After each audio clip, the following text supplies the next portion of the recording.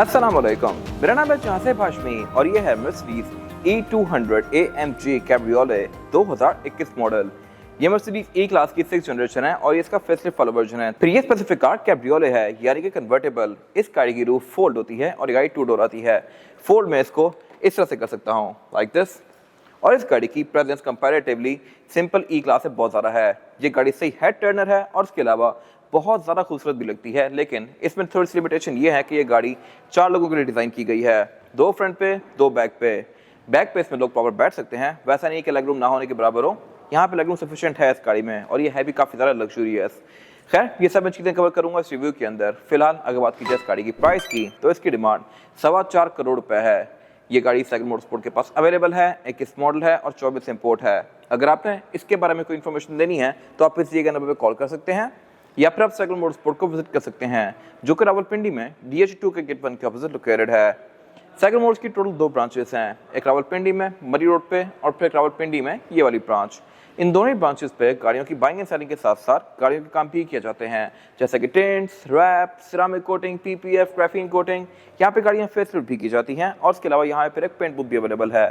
So, गाड़ी की modification वगैरह के किसी भी तरह के काम के लिए cycle motorsports is a place. Overall it's a great E class and today I am going to review it.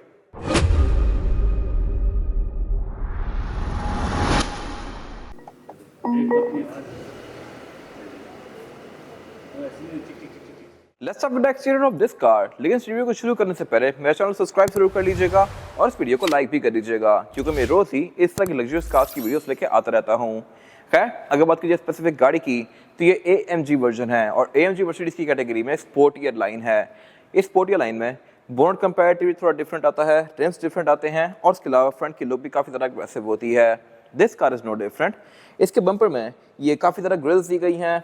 इसका जो मर्सिडीज का एम्बलम है ये भी बड़ा आता है, 3 पॉइंट स्टार। यहाँ पे जो इसके एक्सक्लूसिव या डिज़ाइनर पैकेज वगैरह होते हैं उनमें मर्सिडीज का लोगो यहाँ पे ऊपर आता है, ऊपर निकला हुआ। तो इसमें बेसिकली वो नहीं दिया गया, लेकिन यहाँ पे एक बड़ा लोगो दिया गया है जिसमें रडार आता है और उसके अलावा इसके ऊपर एक कैमरा भी दिया गया है, क्योंकि ये गाड़ी 360 डिग्री कैमरा सेटअप भी ऑफर करती है। फिर इसके अलावा इसकी जो ये साइड पे फॉग लैंप वाली ग्रिल्स हैं ये बंद ही हैं, लेकिन यहाँ पे एयर वेंट्स के डक्ट्स आते हैं। बेसिकली यहाँ से गाड़ी हवा सक करके साइड से बाहर करती है और इसकी एरोडायनामिक्स को बेहतर बनाती है। फिर इसके अलावा ये गाड़ी फ्रंट पे पार्किंग सेंसर भी ऑफर करती है और इसकी जो हेडलाइट्स हैं ये मल्टी बीम LED वाली हैं। E200 में हेडलाइट्स ये वाली आती हैं, E180 में हेडलाइट सिंपल वाली आती हैं जिनमें नीचे LEDs दी गई होती हैं। ये ज़रा लग्जरियस है और इसके अलावा इसके बहुत सारे और भी पर्पसेस हैं। आप इसको अपनी मर्जी के लिहाज से काफ़ी हद तक एडजस्ट कर सकते हैं और आप जब भी इस गाड़ी को स्टार्ट करते हैं तो ये हेडलाइट्स पहले नीचे जाके ऊपर आती हैं, फिर इसके अंदर से पिक्सल और लेजर्स की एक लाइक ट्रांजिशन इफेक्ट आता है, जो कि काफ़ी लग्जरियस फील देता है इस गाड़ी को।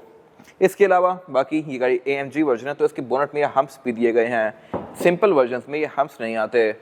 बाकी इसके हेडलाइट्स ऑटो लेवलिंग वाली हैं, ऑटो एडजस्टेबल हैं, ऑटोमेटिकली ऑन और ऑफ होती हैं और इसके वाइपर भी रेन सेंसिंग है।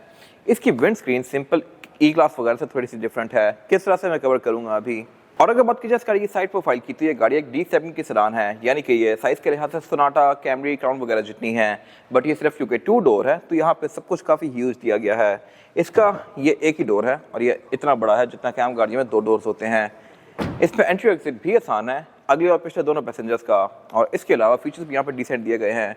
इस तरह से कि इस गाड़ी की साइड मिरर रिट्रैक्टेबल हैं, एडजस्टेबल हैं, इनमें ऑटो का फीचर भी आता है, ब्लाइंड स्पॉट पॉइंटर्स भी आते हैं, ऑटो डिमिंग भी आती है और इसके अलावा नीचे यहाँ पे कैमरास भी दिए गए हैं जो कि आपको इस गाड़ी का 360 डिग्री व्यू देंगे। 360 कैमरास भी E200 में आते हैं, 180 में नहीं आते। और इसके अलावा इसमें फिर E350E वर्जन भी आते हैं, उनमें भी ये चीज़ ऑप्शनल होती है, बट इस गाड़ी में ये सब कुछ लिया गया है जो कि ये गाड़ी ऑफर कर सकती है। बाकी इसके अलावा इसमें नीचे फिर ये साइड स्कर्ट्स दी गई हैं AMG में, जो इसके लुक्स को बेहतर बना रही हैं। रिम भी इसमें काफ़ी मज़ेदार आते हैं और इसके अलावा जहाँ तक बात है विंड स्क्रीन की, तो इसके डायमेंशंस सिंपल E क्लास से डिफरेंट होती हैं। फिर इसके साइड मिरर भी सिंपल E क्लास से डिफरेंट है। ऐसा नहीं है कि अगर इसका साइड मिरर टूट जाए तो आप इस पर सिंपल E क्लास का लेकर लगा सकते हैं। इसका यूनिक है क्योंकि ये डोर के अंदर माउंटेड है, LC300 सीरीज़ की तरह। फिर इसके अलावा इसमें बाकी भी सारी की सारी चीज़ें काफ़ी यूनिक हैं रिम्स को छोड़ के। और अगर बात की जाए इस गाड़ी की एब्सोल्यूट साइड प्रोफाइल की, तो ये ग्राउंड क्लियरेंस के लिहाज से भी डिसेंट है। ये बॉयसन के मोस्टली ब्रेकर्स को क्लियर कर लेती है, क्योंकि इसमें एक तो रिम अच्छे खासे बड़े आते हैं और फिर D7 की सेडान्स होती भी थोड़ी सी ऊंची हैं। तो पाकिस्तान में ये गाड़ी आपको बिल्कुल इशू नहीं करेगी, सी क्लास नीचे लगती हैं और ये गाड़ी अपनी वैल्यू को भी जस्टिफाई करती है। हालांकि ये गाड़ी 4.25 करोड़ की है और आपको पहला क्या लिया आएगा कि इतने में तो मैं प्राडो ले लूँ, V8 ले लूँ, पता नहीं क्या कुछ ले लूँ, लेकिन ये गाड़ियाँ मोस्टली वो लोग लेते हैं जिनके पास ऑलरेडी V8 और लेक्सस होती हैं और उनको एक हेड टर्नर कार चाहिए होती है। V8 इस्लामाबाद में बहुत कॉमन है, जबकि ये गाड़ी काफ़ी यूनिक है। आप कहीं भी जाके इसको पार्क करेंगे तो लोग आके आपसे पूछेंगे कि ये कौन सी कार है और कितने की है एंड फलाना फलाना। तो इसका वाव फैक्टर बहुत है और उसी चीज़ पे ये गाड़ी बहुत ज़्यादा पॉपुलर होती जा रही है। फिर ऑब्वियसली इसकी रूफ फोल्ड होती है और जिन शहरों में मौसम अच्छा होता है और डस्ट कम होती है वहाँ पे ये गाड़ी बहुत ज़्यादा प्रैक्टिकल है। आप रूफ खोल के इसको सही इंजॉय कर सकते हैं और एक इसकी एक अलग ही वाइब है, अलग ही फील है। फिर इसके अलावा रेयर पैसेंजर्स भी इसमें यहीं से एंटर होते हैं। किस तरह से एंटर होंगे मैं आगे दिखाऊंगा। आप इसकी जो फ्रंट सीट्स हैं इसको सिर्फ एक दफ़ा खींच के छोड़ते हैं इसका लैच, तो ये ऑटोमेटिकली आगे आती है और फिर फोल्ड भी हो जाती है। फिर इस रेड क्वार्टर ग्लास को आप अपनी मर्जी के हिसाब से रोल डाउन या रोल अप भी कर सकते हैं और इसको मैं की फॉब से भी रोल डाउन कर सकता हूँ। अनलॉक करके अगर मैं अनलॉक दबा के रखूँगा तो इस गाड़ी की सारी विंडोज ऑटोमेटिकली रोल डाउन हो जाएंगी, इंक्लूडिंग दिस क्वार्टर ग्लास, और इसके अलावा इसकी रूफ भी यहाँ पर फोल्ड हो जाएगी इस तरह से। मोस्टली गाड़ियों में सिविक वगैरह मर्सिडीज में आप अनलॉक करके अनलॉक दबा के रखें तो सिर्फ विंडोज रोल डाउन होती हैं और सनरूफ खुलती है। इस कार के केस में विंडोज रोल डाउन होती ही होती है, लेकिन सब इसकी पूरी रूफ भी खुल जाती है। ये मेरे ख्याल से काफ़ी इंटरेस्टिंग चीज़ है। जब तक आप बटन दबा के रखेंगे तब तक इसकी रूफ खुलेगी और अगर आप इसको बीच में रोकना चाहते हैं तो आप रोक भी सकते हैं। सेम प्रोसेस अगर मैं रिवर्स करूँगा, लॉक करके लॉक दबा के रखूँगा तो इसकी विंडोज तो बंद होंगी ही, लेकिन इसकी रूफ भी बंद होगी इस तरह से। और अगर मैंने इस प्रोसेस को बीच में रोकना है और रूफ को साफ करना है तो मैं ये बटन बीच में छोड़ दूंगा इस तरह से। अब इसकी रूफ यहाँ पे रुक गई है, इसको मैं साफ कर सकता हूँ, मेंटेन कर सकता हूँ, जो काम इसके करने हैं हो सकते हैं। और फिर इस प्रोसेस को मैंने कंटिन्यू करना है तो मैं लॉक दोबारा दबा के रखूँगा तो ये रूफ अब बाकी क्लोजिंग खुद करेगी इस तरह से। तो ये मेरे ख्याल से काफ़ी मज़ेदार चीज़ें हैं। फिर इसकी रूफ के लिए अलग कंपार्टमेंट दिया गया है इसकी डिग्गी में, वो भी मैं दिखाऊंगा अभी आगे जाके। और अगर बात की जाए इसके इस वाले एरिया की तो ये भी काफ़ी इंटरेस्टिंग है। इस तरह से इसका रेयर फेंडर बहुत ही बड़ा सारा है। फिर इसकी जो साइड स्कर्ट होती है उसका भी बैक पे जो पार्ट होता है, वैसे मोस्टली गाड़ी में वो इतना सा होता है जहाँ पे आगे ख़त्म होती है, बट इसके केस में ये पार्ट तकरीबन 1.5 फुट का है, इतना बड़ा सारा एरिया है और यह है प्लास्टिक की। फिर इसके अलावा इसकी रूफ सारी यहाँ से जाके बैक पे फोल्ड होती है। इसकी डिग्गी के 2 पोर्शन ओपन होते हैं, एक तो ये आगे वाला, फिर ये वाला अलग से पोर्शन भी ओपन होता है पीछे की तरफ, क्योंकि ऑब्वियसली इसमें रूफ जाती है। यहाँ पे एक ब्रेक लैंप दिया गया है। इसके एल्यूमिनियम की फ्रिल जो है ये कैब्रियोलेट वर्जन में काफ़ी ज़्यादा थिक आती है और ये मैट की फिनिश में है। फिर इसके अलावा इसमें रिम्स भी स्टैगर्ड आते हैं, यानी कि अगले कम चौड़े हैं, पिछले ज़्यादा चौड़े हैं। अगला टायर 245 साइज़ के साथ है, पिछला 275 साइज़ के साथ है। रिम भी 19 इंचज़ के हैं, ये सब मैं डिटेल में कवर करूँगा आगे जाके। और इसके अलावा पार्किंग सेंसर्स भी इसमें यहाँ बैक पे साइड तक आते हैं, तो ये गाड़ी आपको बैक पे साइड तक के ऑब्स्टिकल्स भी इंडिकेट करेगी। और अगर बात की जाए इस गाड़ी के रेयर एंड की तो इसके टेल लाइट सिंपल ई क्लास से डिफरेंट है। ये बेसिकली पतली सी लाइट है और सारी कैब्रियोलेट्स में ऐसी ही आती हैं, बेशक आप सी देखें, ई देखें, एस देखें। इनमें एलईडी दी गई हैं इंडिकेटर के लिए भी और इसके अलावा ब्रेक के लिए भी, और इसमें रिवर्स भी यहीं पे आता है। और बाकी बैक पे गाड़ी 2 एग्जॉस्ट ऑफर करती है, दोनों ही फंक्शनल हैं। ये मेरे ख्याल से एक अच्छी चीज़ है। और इसके अलावा बाकी इसमें बैक पर टेलगेट जो है ये भी पावर्ड आता है। अब इसके मर्सिडीज के लोगों को ऊपर से इस तरह पुश करेंगे तो इसकी डिग्गी ओपन हो जाएगी। फिर इसके अलावा ट्रंक कैपेसिटी की अगर बात की जाए तो ये सिंपल ई क्लास से कंपैरेटिवली काफ़ी कम है, क्योंकि इसमें एक यहाँ पे एरिया आता है। इसको अगर मैंने रूफ बंद की हुई है तो मैं फोल्ड कर सकता हूँ लाइक दिस, लेकिन अगर मैंने रूफ ओपन करनी है तो फिर ये एरिया नीचे ही रहेगा इस तरह से, और ट्रंक कैपेसिटी थोड़ी कॉम्प्रोमाइज़ हो जाती है। फिर इसके अलावा इसमें रेयर बेंचेस 60-40 के स्प्लिट के साथ हैं, मैं इनको भी यहीं से ही इस तरह से ड्रॉप कर सकता हूँ और फोल्ड कर सकता हूँ और यहाँ पर अच्छा खासा सामान आ जाएगा। बाकी इसमें फिर नीचे एक लिड दी गई है जिसको उठा के मैं इसकी एक टूल किट एक्सेस कर सकता हूँ। इसमें स्पेयर टायर यहाँ पे नहीं आता, यहाँ पे नीचे बैटरी वगैरह दी गई है और इसके अलावा इसकी रूफ का मैकेनिज्म दिया गया है। इस अंदर वाले पोर्शन को फोल्ड करने के लिए यहाँ पे एक ये इलेक्ट्रॉनिक बटन दिया गया है। अब ये पोर्शन फोल्ड हो गया है और इसकी रूफ अब बंद नहीं हो सकती। अगर मैं इसको ओपन करूँगा तो अब इसकी रूफ फोल्ड होगी। बहुत सारे लोग गाड़ी में बैठ के इसकी रूफ को फोल्ड करने लगते हैं और रूफ फोल्ड नहीं हो रही होती, तो उनको होता है पता नहीं क्या मसला है, एरर आ रहा है, गाड़ी बंद करके ऑन करेंगे तो हो जाएगा। बट उनको ये समझ नहीं आती कि इसकी डिग्गी का ये वाला पोर्शन जब तक नीचे की तरफ नहीं होगा इसकी रूफ फोल्ड नहीं होगी। अगर मैं इसको इस तरह से बंद कर दूंगा सामान रखने के लिए तो फिर इसकी रूफ एरर देती रहेगी, फोल्ड नहीं करेगी। इसके अलावा ट्रंक में इसके लाइट्स दी गई हैं और बाकी बैक पे इसमें विंडशील्ड आती है जो कि रूफ के साथ ही फोल्ड होती है। फिर इसके मर्सिडीज की एम्बलम के अंदर एक हिडन कैमरा भी दिया गया है। आप अगर रिवर्स लगाते हैं तो ये जो लोगो है ये थोड़ा सा ऊपर की तरफ उठ जाता है और नीचे से कैमरा रिवील करता है। ये अगेन मेरे ख्याल से एक अच्छी इनकॉर्पोरेशन है रिवर्स कैमरा की, जबकि सिंपल ई क्लास में कैमरा अलग से नंबर प्लेट के ऊपर निकल के आता है। बाकी इसके अलावा यहाँ पे एक और चीज़ मज़ेदार है, और वो ये है कि इस गाड़ी का जो ये वाला एरिया है लाइक छत का, ये अभी तो पूरी छत ही लग रही है, लेकिन जब ये फोल्ड हो जाता है तो यहाँ पे काफ़ी बड़ा सारा ब्लैक कलर का पोर्शन आ जाता है, जहाँ पर आप चढ़ के बैठ भी सकते हैं, और इसके अंदर एक विंड डिफ्लेक्टर दिया गया होता है। छत को खोलने के लिए मैं गाड़ी को अनलॉक करके अनलॉक दबा के रखूंगा तो इसकी विंडोज भी रोल डाउन हो जाएंगी और छत भी ओपन हो जाएगी लाइक दिस। और ये इसकी छत की फोल्डिंग का व्यू बैक से, ये वाला एरिया अलग से ऊपर आता है, और आप यहाँ पर चढ़ के बैठ भी सकते हैं। यहाँ पर स्पीकर दिए गए हैं जो कि आप इस एंगल से देख सकते हैं, और इसके अलावा फिर इसमें एक ये बैक पे विंड डिफ्लेक्टर भी आता है।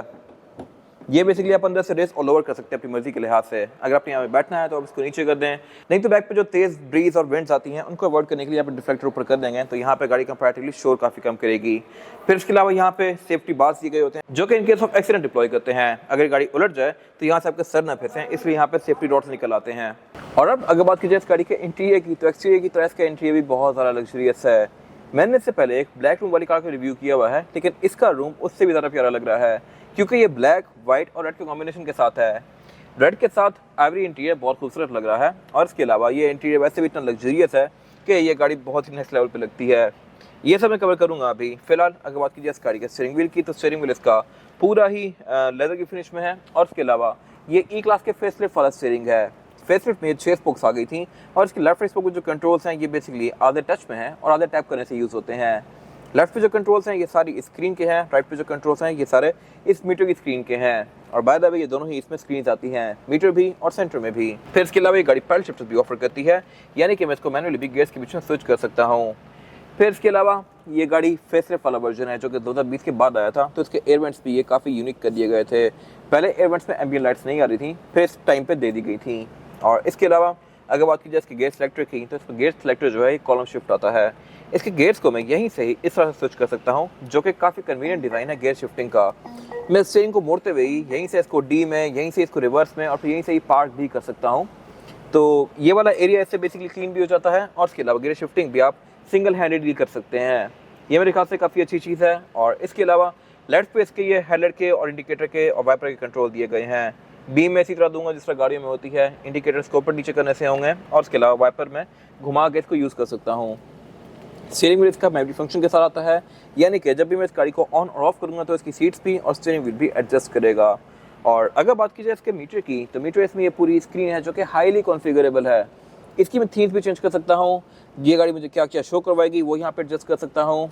इसके गेजेस के इफेक्ट्स किस तरह के होंगे, गेजेस में क्या शो हो रहा होगा वो मैं यहाँ पे एडजस्ट कर सकता हूँ। यहाँ पे मैं पूरा मैप भी देख सकता हूँ, पूरे यहाँ पे अपनी मल्टीमीडिया की साइट्स भी देख सकता हूँ। और इसके अलावा यहाँ पे गाड़ी मुझे लाइफ टाइम नेविगेशन के एरोस वगैरह भी शो करवाएगी कि टर्न राइट, टर्न लेफ्ट, वो सब मुझे इसी स्क्रीन में शो होगा। फिर इसमें और भी बहुत सारे ऑप्शन आते हैं जो कि मैंने पहले कवर किए हुए हैं। और ये गाड़ी क्योंकि EQ बूस्ट वाली कार है, तो यहाँ पे रेडी की बैजिंग शो करवा रही है, यानी कि ये गाड़ी रेडी टू ड्राइव है।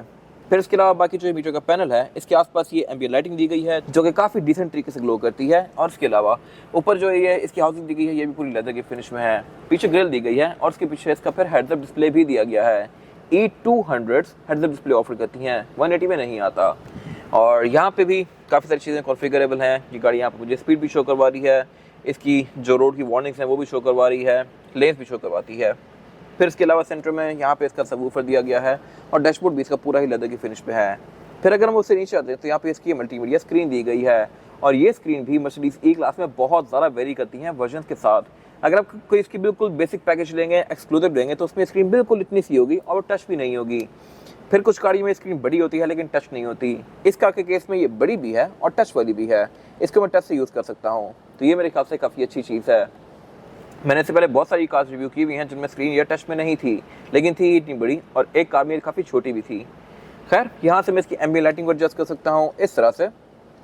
फिर इसके अलावा गाड़ी की सारी स्टैट्स मुझे ये यहाँ पे शो करवाएगी। इसमें आप Bluetooth, aux, navigation, USB, Android auto, ये सारी चीज़ें यूज़ कर सकते हैं, और ये MBUX प्री फेसलिफ्ट वाली कार से काफ़ी ज़्यादा इंप्रूव्ड है।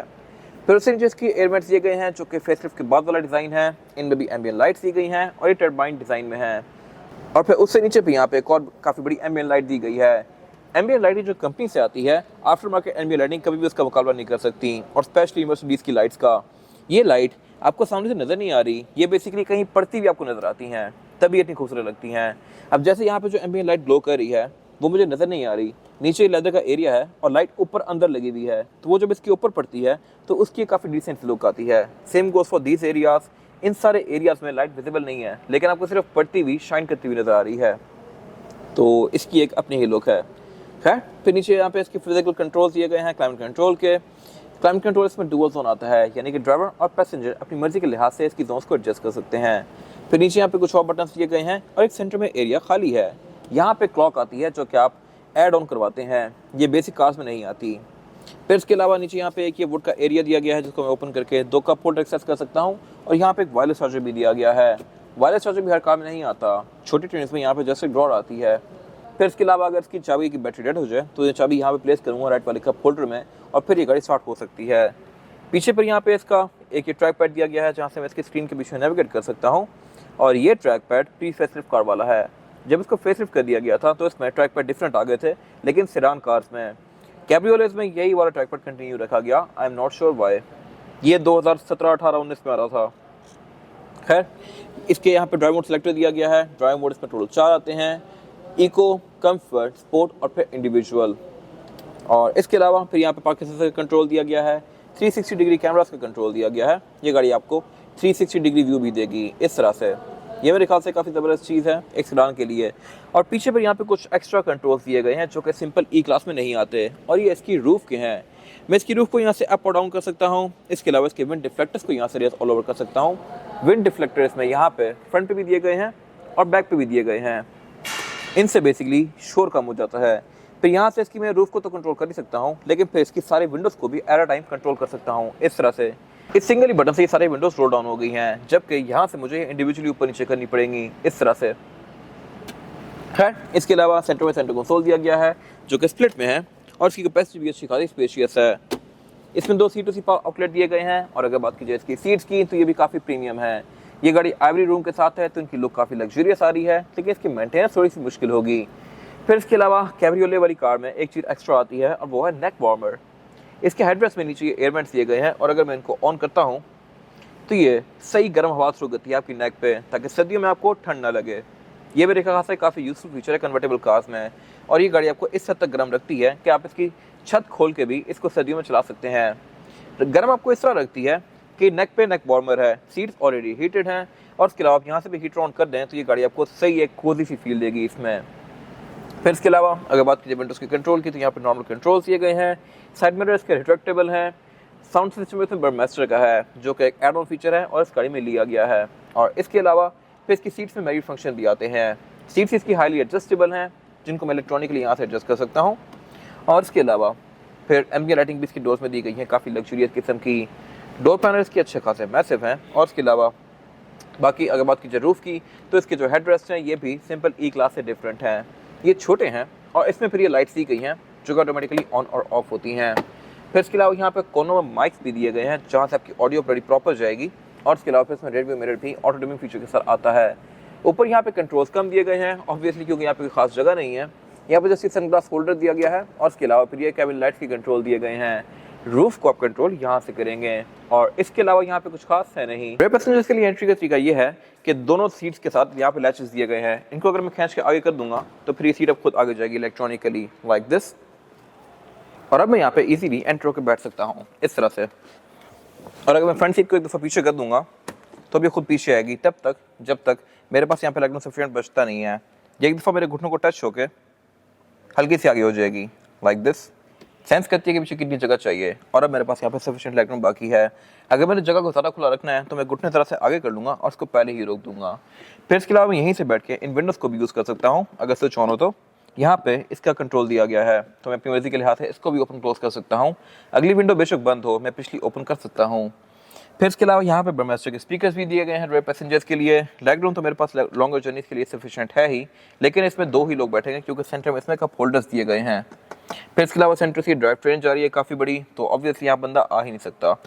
फिर इसमें रेयर पैसेंजर्स के लिए एमेनिटीज़ पूरी हैं इस तरह से कि इसमें एयर वेंट्स दिए गए हैं। इसके अलावा यहाँ पे हेडरेस्ट भी दिए गए हैं, सीट बेल्ट दी गई हैं, आईसोफिस के पोर्ट्स दिए गए हैं और इसके अलावा इसमें एयर बैग्स भी दिए गए हैं। रेयर पैसेंजर के सामने जो हेडरेस्ट हैं इनमें यहाँ पे एक मैश दी गई है और इस मैश के पीछे 2 वेंट्स आते हैं जो कि फ्रंट पैसेंजर्स के ऊपर हवा थ्रो करते हैं लाइक नेक वार्मर्स। फिर इसके अलावा मैं अगर यहाँ बैठा हुआ हूँ और मेरे पास बहुत ज़्यादा शोर आ रहा है या हवा आ रही है तो मैं इस विंड डिफ्लेक्टर को ऊपर करवा सकता हूँ आगे से, फिर यहाँ पे हवा और शोर कंपैरेटिवली कम हो जाएगा। बाकी बैग पे यहाँ पे ये पॉकेट्स दी गई हैं। अगर मैंने बाहर निकलना है तो सेम प्रोसीजर है, मैं इस सीट के हुक को अनलैच करके आगे कर दूंगा तो ये सीट अब खुद आगे जा रही है लाइक दिस, और मैं यहाँ से काफ़ी ईजिली एंट्री एग्जिट कर सकता हूँ। लेकिन ये एंट्री एग्जिट ईजी तब तक है जब तक रूफ ओपन है, अगर रूफ क्लोज होगी तो फिर यहाँ से निकलना बैठना थोड़ा सा मुश्किल हो जाएगा। इसके बाद अगर बात की जाए इस गाड़ी के इंजन की, तो इंजन बॉडी साइज में बहुत सारे ऑफर होते हैं, 1.5, 2.0, plug in hybrids, diesel engine. ये स्पेसिफिक कार 1.5 टर्बो चार्ज्ड है जो कि एक अच्छा इंजन है और ई क्लास में सबसे ज़्यादा कॉमन है। ये इंजन तकरीबन 170 के आसपास हॉर्स पावर प्रोड्यूस करता है और इसके अलावा इस पे टैक्सेस वगैरह भी कम पड़ते हैं क्योंकि ये सिर्फ एक 1500 सीसी इंजन है। ये मेरे ख्याल से काफ़ी अच्छी चीज़ है और इसके अलावा ये 1500 होने की वजह से एवरेज भी अच्छी देता है। ये गाड़ी आपको 10 से 12 तक की एवरेज देती है जो कि सिविक की एवरेज होती है, और इतनी बड़ी गाड़ी से ये एवरेज मिलना मेरे ख्याल से बहुत अच्छी चीज़ है। फिर इसके अलावा इसकी कॉस्ट ऑफ मेंटेनेंस भी कंपैरेटिवली कम पड़ती है क्योंकि ये कोई बहुत बल्कि बीफियर इंजन नहीं है। और इसके अलावा इसके इंजन बे के अंदर काफ़ी सारा आपको एल्यूमिनियम भी देखने को मिलेगा जो कि वेट रिडक्शन में काफ़ी हद तक हेल्प करता है, और ऑब्वियसली इसका इफेक्ट एक्सेलरेशन और फ्यूल एफिशिएंसी दोनों में पड़ता है, दोनों इससे बेहतर हो जाती हैं। फिर इसके अलावा इसका इंजन बे काफ़ी टाइटली पैक्ड है, वेल इंसुलेटेड है। टर्बो चार्जर इसका यहाँ पे आपको सामने नजर आ रहा है और टर्बो चार्जर इसका आपको यहाँ पे सामने ही नजर आएगा इस ऑयल की बोतल के साथ। बाकी इसके अलावा ये इंजन इनलाइन 4 सिलेंडर है, ऊपर इसकी 4 लाइन्स दी गई हैं जो कि शो करवाता है कि ये 4 सिलेंडर इंजन है, और बाकी बोनट इसका हाइड्रोलिक से ओपन होता है। इसमें इंसुलेशन भी दी गई है और ये गाड़ी ABS, traction control, driving modes, इस तरह की बहुत सारी चीज़ें ऑफर करती है जो कि इसकी राइड को बेहतर बनाते हैं। बाकी इसके अलावा यहाँ पे कुछ खास है नहीं। इसके बाद अगर बात की जाए इस गाड़ी के टायर साइज की, और टायर साइज जो आता है E200 कैब्रियोले में ये है 245, 40 और 19 आगे, और पीछे है 275, 35 और 19। और इसकी वजह यह है कि इसके रिम्स स्टैगर्ड हैं, अगले रिम कम चौड़े हैं, पिछले ज़्यादा चौड़े हैं, अगले टायर भी कम चौड़े हैं, पिछले ज़्यादा चौड़े हैं, और इसकी वजह यह है कि ये गाड़ी रेयर व्हील ड्राइव है तो सारी पावर बैक पे अकोमोडेट करने के लिए टायरों को बड़ा रखा गया है। फिर इसके अलावा इसमें AMG वाले रिम्स हैं, तो इसमें एक ये एरिया ऐड कर दिया गया है जो कि इसके लुक्स को बेहतर बना रहा है, और इस पर AMG की बैजिंग भी दी गई है। इसी तरह C क्लास में भी एक एरिया ऐड किया गया है लेकिन वो साथ ही जुड़ा हुआ है, तो वो उसके रिम के इंप्रेशन को थोड़ा छोटा बनाता है। आई एम नॉट श्योर कि मर्सिडीज ने ऐसा क्यों किया, बट इसकी लुक सबसे बेस्ट हैं। फिर इसके अलावा इसमें फ्रंट और बैक चारों पे ही डिस्क ब्रेक्स आती हैं, और इसमें ABS, traction control, drive modes की बहुत सारी चीज़ें आती हैं जो कि इसकी राइड को बेहतर बनाते हैं। ये था आज का रिव्यू। अगर आपको ये रिव्यू पसंद आया है तो इस रिव्यू को लाइक कीजिए, मेरे चैनल को सब्सक्राइब कीजिए, और अगर आपके पास इस गाड़ी से रिलेटेड कोई भी राय है तो उसको कमेंट सेक्शन में शेयर जरूर कीजिएगा ताकि वो लोग जो ये गाड़ी लेने वाले हैं वो आपकी राय से फ़ायदा उठा सकें। अपना ख्याल रखिएगा। Thank you.